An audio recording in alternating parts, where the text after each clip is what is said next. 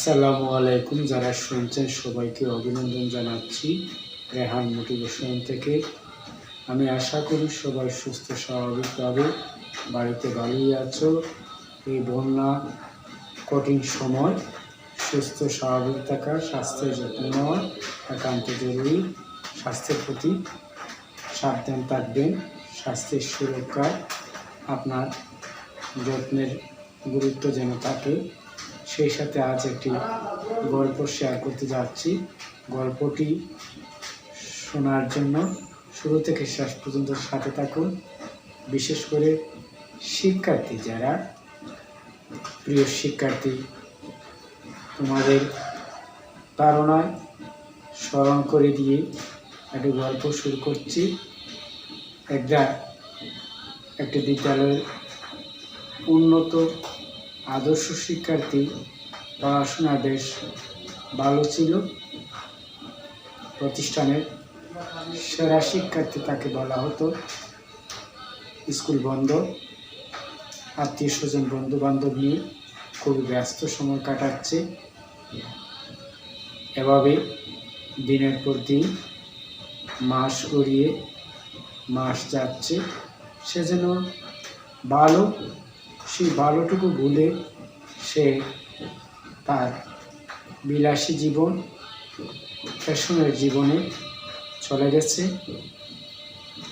ইতিমধ্যে দুর্বল শিক্ষার্থী সে নিয়মিত পড়াশোনা করে যাচ্ছে। ভালো শিক্ষার্থী রুটিন অনুসরণ করে তার পড়াশোনা সে ধারাবাহিকভাবে চালিয়ে যাচ্ছে।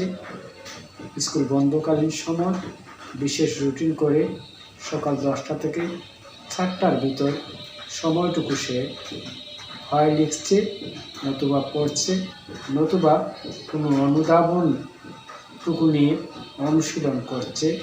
সব কিছু নোট করতে সে অভ্যস্ত।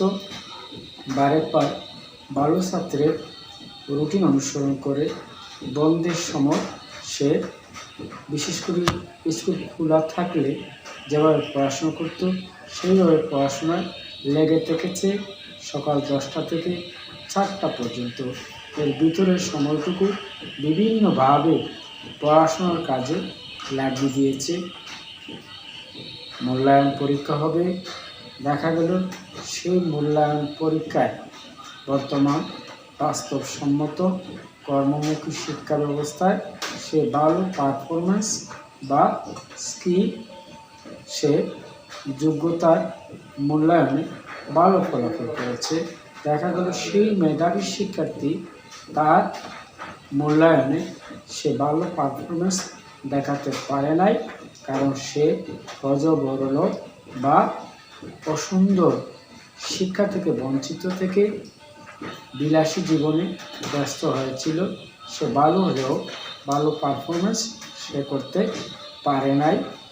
অথচ তার পাশে থাকা সেই প্রতিষ্ঠানের দুর্বল শিক্ষার্থী ভালো শিক্ষার্থীর রুটিন অনুসরণ করে সকাল 10টা থেকে 4টা স্কুল বন্ধকালীন সময় যথাযথ ব্যবহার করেছে। সময় অনুসরণ করে, রুটিন অনুসরণ করে ভালোভাবে পড়াশোনা চালিয়েছিল। বিদায় মূল্যায়ন পরীক্ষায় সে ভালো একটা যোগ্যতার মূল্যায়ন পায়।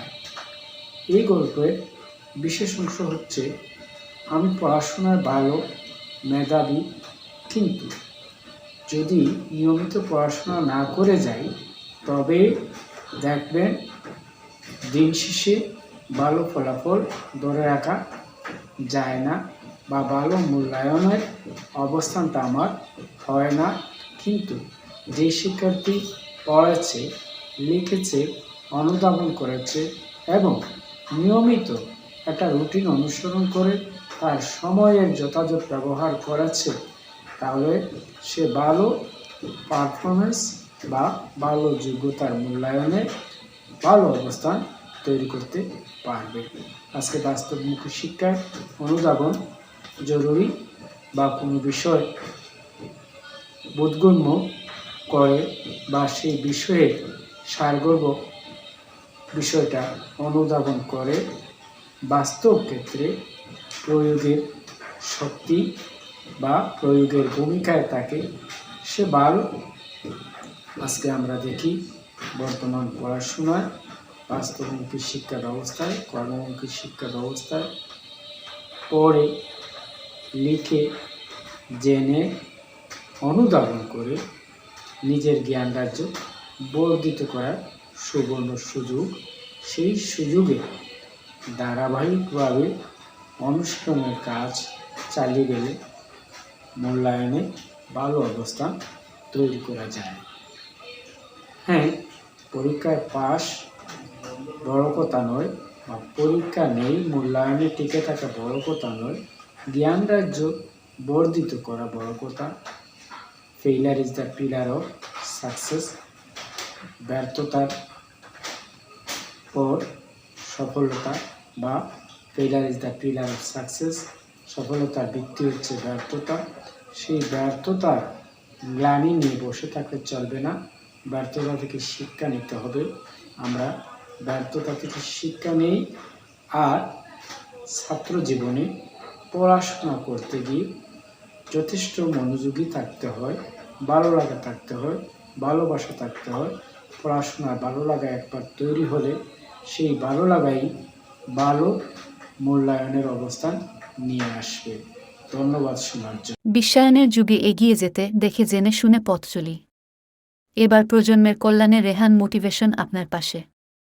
সাবস্ক্রাইব করে সাথে থাকুন। ভালো লাগা, ভালোবাসা প্রেরণা দিতে লাইক করুন। সত্য সদা উজ্জ্বল, আপনার সোনামণিদের কল্যাণে সেবার প্রত্যয়ে রেহান মোটিভেশন।